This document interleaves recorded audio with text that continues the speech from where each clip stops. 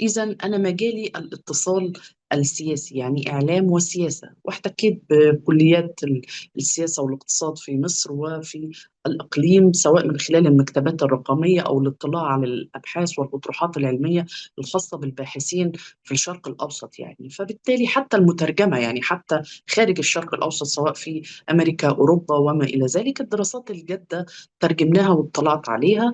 وبفضل الله ناقشت الماجستير والدكتوراه امتياز مع مرتبة الشرف. ومن هنا بدأت الانطلاقة الجادة كباحثة في المراكز البحثية، وتقلدت مناصب عدة في مراكز بحثية عديدة في مصر، وتشاركت في بحوث ومشاريع بحثية داخل مصر وخارجها، مع مراكز بحثية خارج مصر سواء عربية أو غير عربية. وكنت قبل هذه النقطة مدير لمركز بحثي أيضا، حتى جاءت الفكرة بالتشاركية مع الأستاذة نوجين يوسف، الصديقة العزيزة، الصديقة المحترمة الغالية، وهي شخص طموح ودؤوب، ويعني أعتقد لديها من الشغف في هذا المنحى ما جعلني أشعر بالحماسة. ووضعنا الخطط العريضة، ووضعنا الخطوط العريضة لهذا العمل، وتشاركنا المسؤولية بشكل جاد، ويعني بشكل جماعي، وأسسنا هذا العمل في القاهرة، وبنينا عليه الخطط، وبنينا عليه المشاريع التي سنعمل عليها خلال هذا العام وما بعده وما بعده. وانطلق مركز جينولوجيا للفكر والدراسات. الإنسان يخشى ما يجهل، طالما أن الشعوب العربية تجهل الشعب الكردي ستخشاه.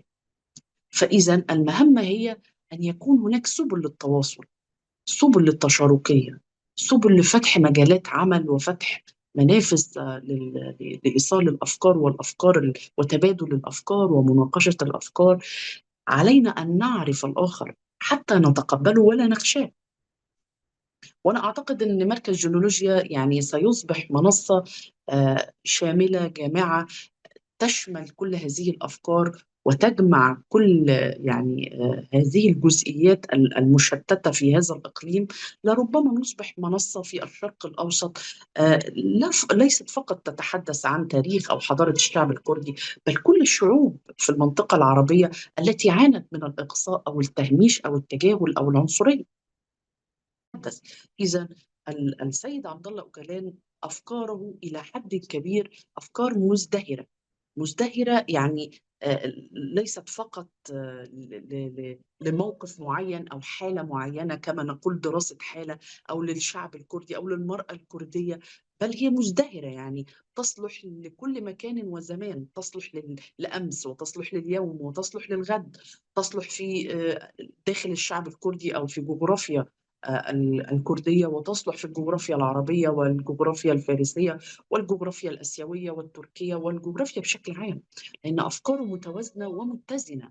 حديثه عن المرأة تتعلم منه كما يتعلم منه الرجل، وجدير بالذكر أنه رجل. يعني حينما يدافع عن امرأة، فلعل باقي الذهنيات الذكورية المتجمدة المتحجرة، يعني الواقفة أو المتجمدة عند نقطة ما، لربما تغير أفكارها، لربما ترى المشهد من زاوية أخرى، وأن فكرة تحرير المرأة ليست من المنظور الضيق الذي يعني يراه الرجل، خاصة في الشرق أو خاصة في الوطن العربي أو في الدول الإسلامية. وأن فكرة تحرير المرأة أمر يعني عار، وكأنك تتحدث عن عار. تحرير المرأة ليس كشف جسدها، بل تحرير عقلها، يعني إخراج الظلام التي دفنت بداخله أو تم وأد عقلها بداخله، بل بالعكس، أنا أريد أن أنير هذا العقل. هذه هي أفكار السيد عبد الله أوجلان باختصار شديد. يعني أنا لدي كتب عدة مهداة من بعض الأصدقاء الأكراد، فلدي بعض الكتب وقرأت، وجدت أن الكلام متزن ومتوازن بشكل كبير. يعني أن يكون هناك دراسات وأبحاث هذا أمر محترم، يعني لا نريد أن نبخس الأشياء حقها. وأن يكون هناك استشارات، لماذا لا يكون لنا دور في صنع القرار؟ يعني لماذا لا نحلم بهذا، سواء صنع القرار السياسي أو السيادي أو الدبلوماسي، سواء فيما يخص المرأة، فيما يخص المجتمع. يعني المرأة هي المجتمع. آه ربما يكون مركزنا هو المركز الأول في الشرق الأوسط المعني بهذا الأمر.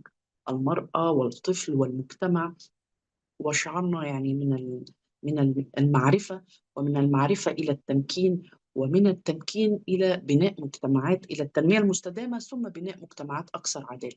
هذا شعارنا الذي يلخص رؤيتنا. لابد أن يكون هناك معرفة، لابد أن يكون هناك معرفة. إذا نحن لا نستطيع أن نخاطب الأميين يعني بالتالي نحن أول هدف لدينا هو أن يكون هناك محو للأمية، سواء الكتابية أو التعليمية أو الثقافية. يعني المرأة التي تريد أن تخاطبها، كيف لك أن تخاطب الجاهل؟ للأسف نحن لدينا في الوطن العربي وفي الإقليم وفي الشرق الأوسط ما زال هناك نساء مهمشات في القرى وفي أطراف الحضر وما إلى ذلك، وفي النجوع هناك نساء غير متعلمات. يعني هذا أول هدف. لماذا لا تتعلم المرأة؟ إذا هذه أول إشكالية لابد أن نواجهها. بعد ذلك محو الأمية الثقافية. ربما تكون المرأة متعلمة تكتب وتقرأ، لكن ليس لديها أي أفكار، ليس لديها أي وجهة نظر، ليس لديها أي رأي. فلماذا لا تشكل المرأة رأي في أي شيء؟ لربما هي تريد لكنها لا تعلم كيف. فنحن سنتحدث عن هذا الأمر وهذه الإشكالية. كيف للمرأة أن تكون رأي، أن تكون وجهة نظر؟ وهذا أمر مهم في كل المناحي، في كل المناحي في المجتمع. ومن بعد ذلك بقى نأتي للأهم، وهو بقى الحديث عن التمكين. يعني ما بعد المعرفة هو التمكين، سبل التمكين، آليات التمكين.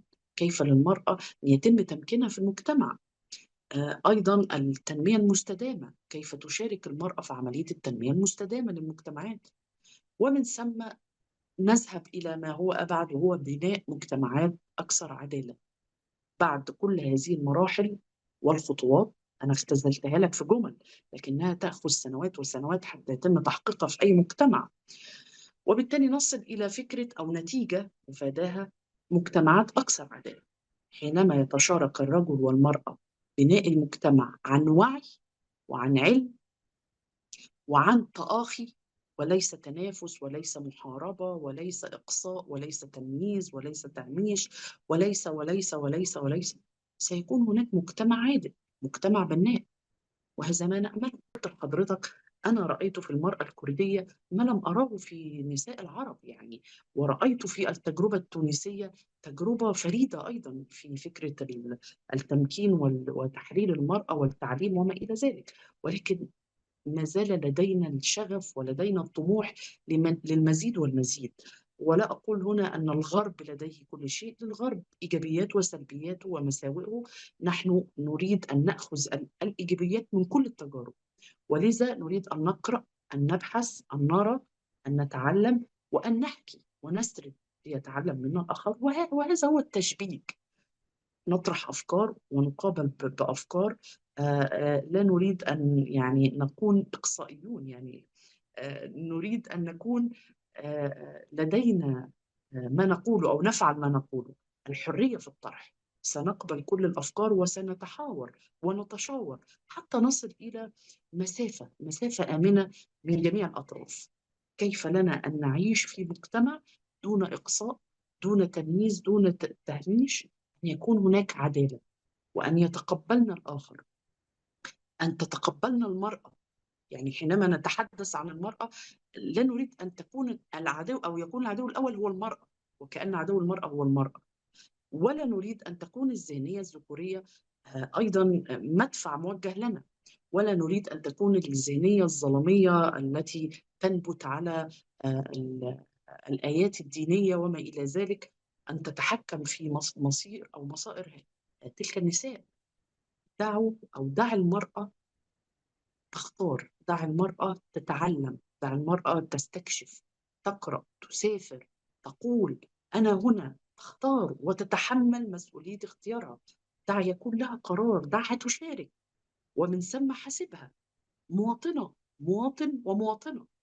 لا يمكن أن نستأثر القول والفعل والقرار على الرجل والمرأة يعني لا شيء. هذا أمر غير عادل وغير منطقي تماما. ولا يوجد لا شرائع ولا دين تؤكد ولا حتى ولو واحد في المليون هذا الأمر، مستحيل. لكنه شرح خاطئ، فهم خاطئ، سرد خاطئ، فقه خاطئ، أيا ما كان في كل الشرائع يعني.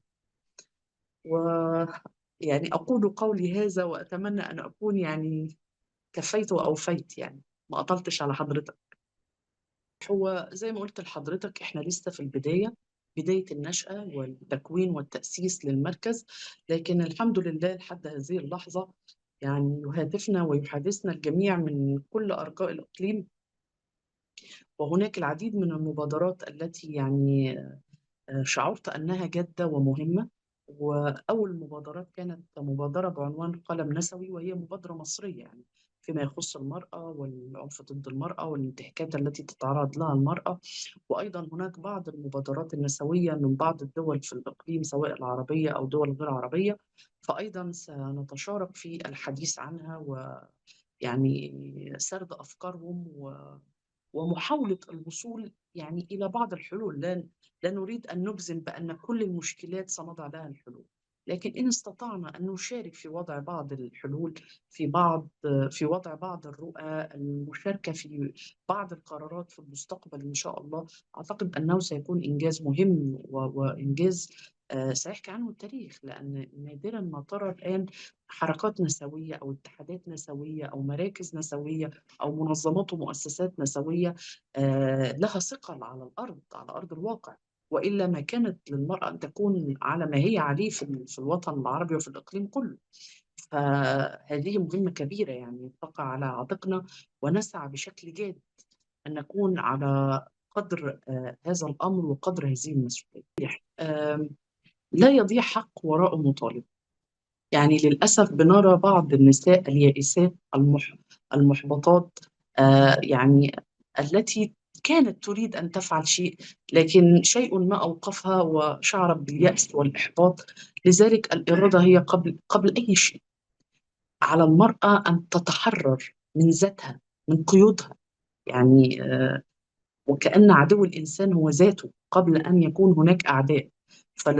على المرأة أن تعلم من هو عدوها الأول، وهي أفكارها المحبطة، وهي السجن التي حبست ذاتها فيه. عليها أن تخرج وتكسر جدران هذا السجن وتخرج. لأن على الأرض ما يستحق الحياة، يعني على رأي محمود درويش، على الأرض ما يستحق الحياة. عليها أن تناضل. الحرية لا تأتي في أواني ذهبية. الحرية تنتزع.